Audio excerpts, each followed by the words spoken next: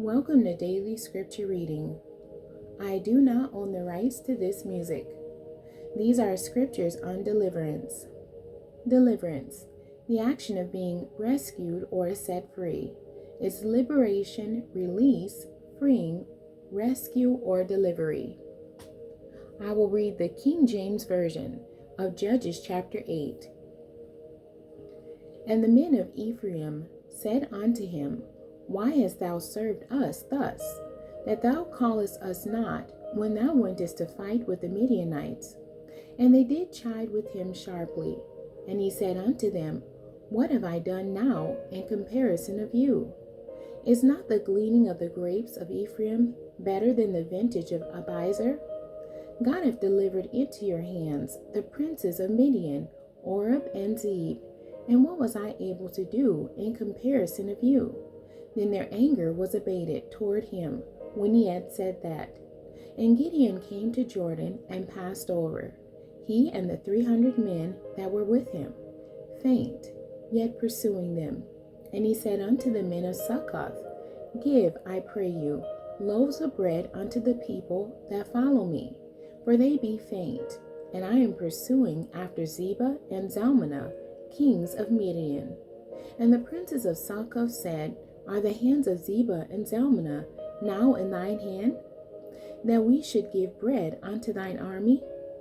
And Gideon said, Therefore, when the Lord hath delivered Zebah and Zalmunna into my hand, then I will tear your flesh with the thorns of the wilderness and with briars. And he went up thence to Penuel, and spake unto them likewise. And the men of Penuel answered him as the men of Succoth had answered him. And he spake also unto the men of Penuel, saying, When I come again in peace, I will break down this tower. Now Zebah and Zalmunna were in Karkor, and their hosts with them, about 15,000 men, all that were left of all the host of the children of the east. For there fell 120,000 men that drew sword. And Gideon went up by the way of them that dwelt in tents on the east of Nobah and Jogbehah, and smote the host, for the host was secure. And when Zebah and Zalmunna fled, he pursued after them, and took the 2 kings of Midian, Zebah and Zalmunna, and discomfited all the host. And Gideon, the son of Joash, returned from battle before the sun was up, and caught a young man of the men of Succoth, and inquired of him. And he described unto him the princes of Succoth, and the elders thereof, even 70 men. And he came unto the men of Succoth, and said, Behold, Zebah and Zalmunna, with whom ye did upbraid me, saying, Are the hands of Zebah and Zalmunna now in thine hand, that we should give bread unto thy men that are weary? And he took the elders of the city, and thorns of the wilderness, and briars, and with them he taught the men of Succoth. And he beat down the tower of Penuel, and slew the men of the city. Then said he unto Zebah and Zalmunna, What manner of men were they, whom ye slew at Tabor? And they answered, As thou art, so were they. Each one resembled the children of a king. And he said, They were my brethren, even the sons of my mother. As the Lord liveth, if ye had saved them alive, I would not slay you. And he said unto Jether, his firstborn, Up and slay them. But the youth drew not his sword, for he feared, because he was yet a youth. Then Zebah and Zalmunna said, Rise thou, and fall upon us, for as the man is, so is his strength.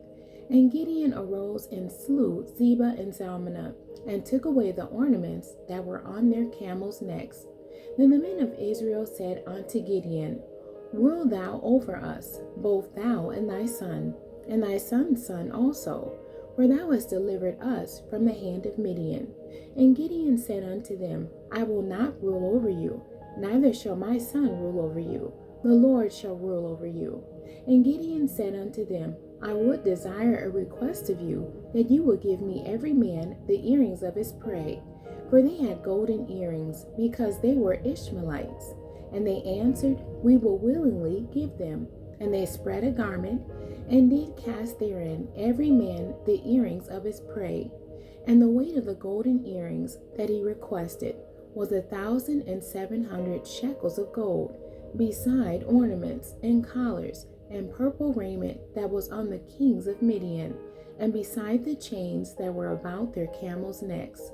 And Gideon made an ephod thereof, and put it in his city, even in Ophrah, and all Israel went thither, a whoring after it, which thing became a snare unto Gideon and to his house.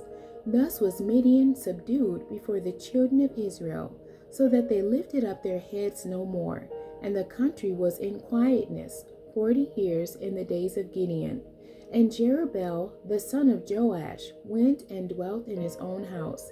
And Gideon had 70 sons of his body begotten, for he had many wives. And his concubine that was in Shechem, she also bare him a son, whose name he called Abimelech.